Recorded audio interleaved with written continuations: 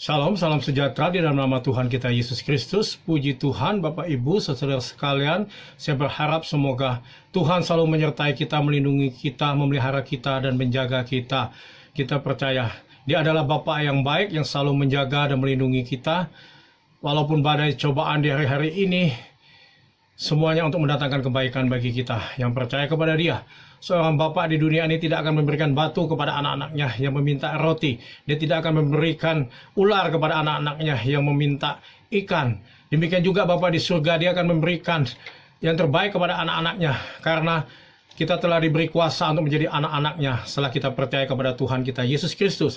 Di dalam Yohanes pasal 1 ayat 12, tetapi semua orang yang menerimanya, tetapi semua orang yang menerima Tuhan Yesus Kristus, diberinya kuasa supaya menjadi anak-anak Allah, yaitu mereka yang percaya dalam namanya, mereka yang percaya dalam namanya.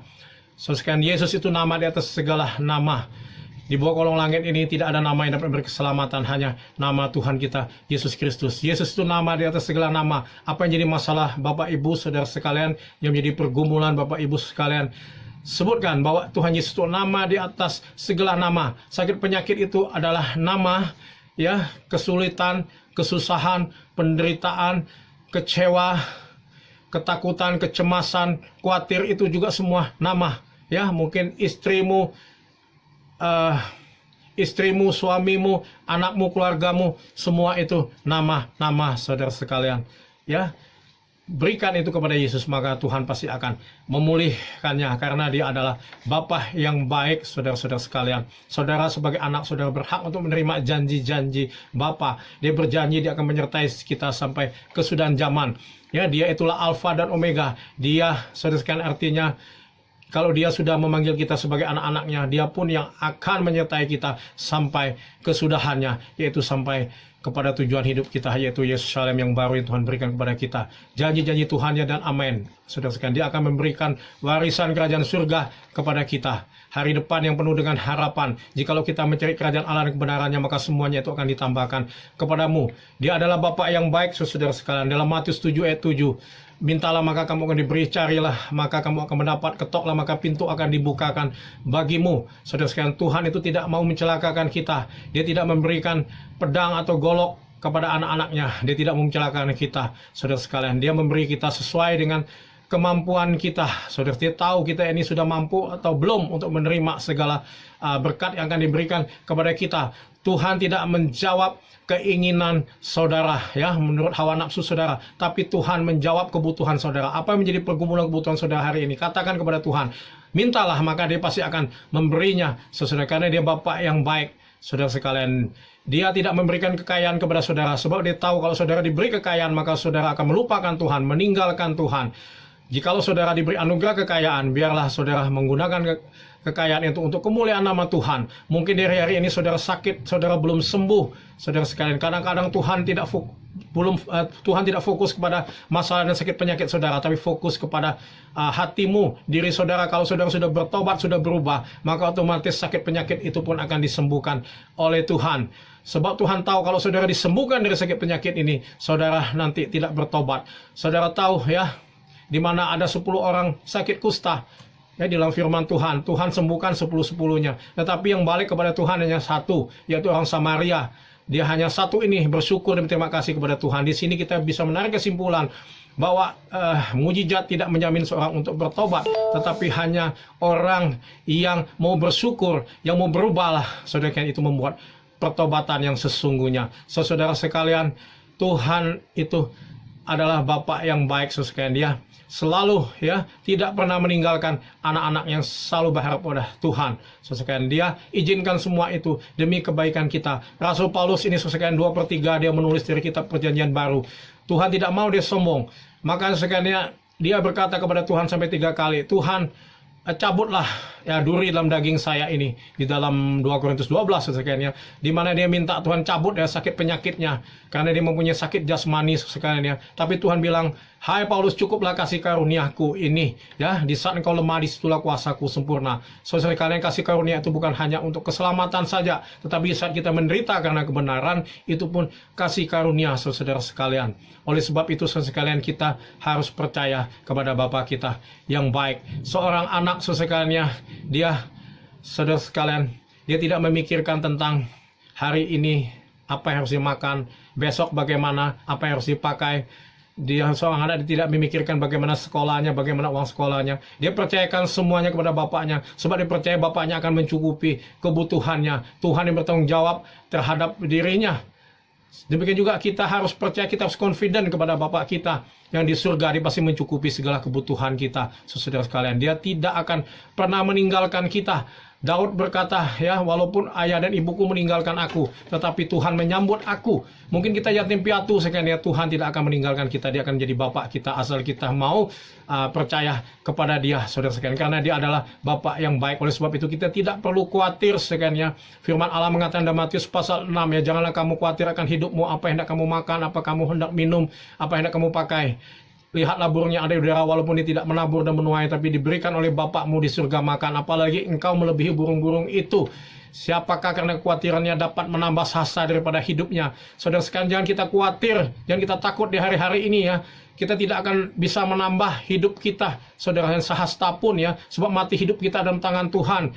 Ya, banyak orang di hari-hari ini mati bukan karena penyakit sekalian, tapi karena ketakutan dan kekhawatiran dan kecemasan. Oleh sebab itu kita harus percaya kepada Tuhan. Tuhan yang menghidupkan, Tuhan juga yang mematikan. Walaupun raja di bumi ini, walaupun mereka punya kekayaan yang banyak, itu sekalian tidak bisa, ya, mengurangi atau menambah hidup mereka, karena Tuhan yang punya kehidupan dan mati. Tuhan yang memberi, Tuhan yang mengambil, Tuhan yang mengangkat, Tuhan juga yang merendahkan.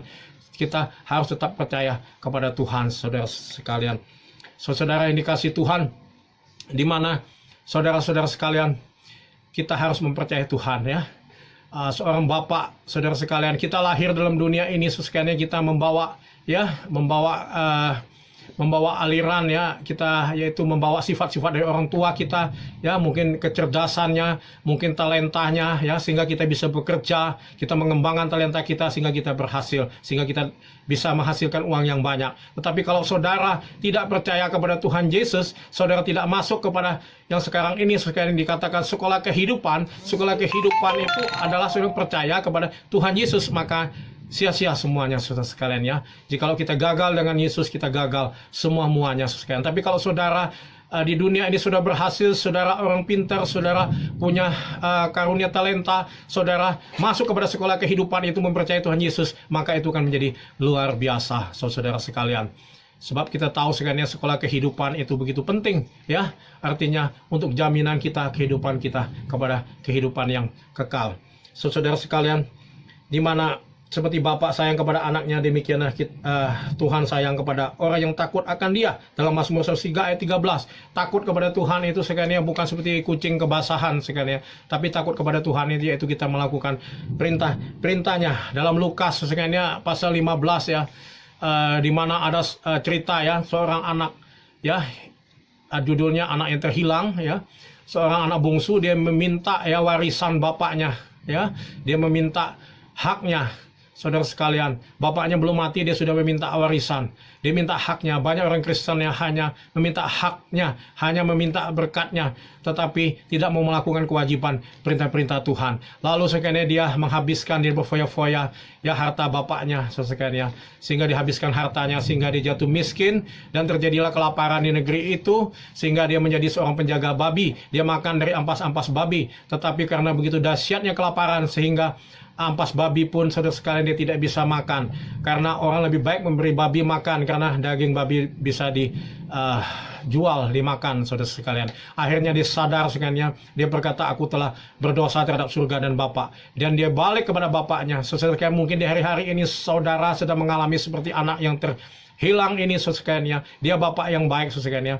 Saudara sekalian, cepat kita mau sadar, ya, sebelum waktu kemurahan Allah tertutup, ya, kita mau balik kepada bapak kita, saudara sekalian. Dan apa yang terjadi, rupanya bapaknya sudah menunggu, saudara sekalian. Siang dan malam bapaknya rindu kepada dia. Di saat bapaknya melihat dari jauh anaknya, langsung dia cium, dia peluk, saudara sekalian, anaknya. Lalu anaknya bilang, "Bapak, aku tidak layak lagi disebut anak Bapak. Aku telah berdosa terhadap surga dan Bapak." Bapaknya sesekali ini tidak bilang, "Engkau sudah menghabiskan hartaku, kekayaanku." Tuhan sesekali ini tidak pernah mengingat akan dosa-dosa kita. Kalau kita mau berbalik kepada Dia, saudara sekalian ya, di mana ada istilah berkata begini, kalau iblis, saudara sekalian, dia selalu mengingat akan dosa-dosa kita. Ya, dia selalu siapkan pulpen sekalian ya untuk menulis segala dosa kita. Tapi kalau Tuhan sekalian, dia siapkan penghapus dan pensil ya. Di saat dia menulis dosa-dosa kita, dia hapus, saudara sekalian ya, asal kita mau berbalik dan bertobat. Karena Dia Bapa yang baik, saudara sekalian. Itulah saudara sekalian ya, di mana Bapak ini bilang, "Engkau sudah hilang anakku. Tidak, kau sudah mati, sekarang engkau sudah hidup kembali." Ya, oleh sebab itu, mari adakan pesta.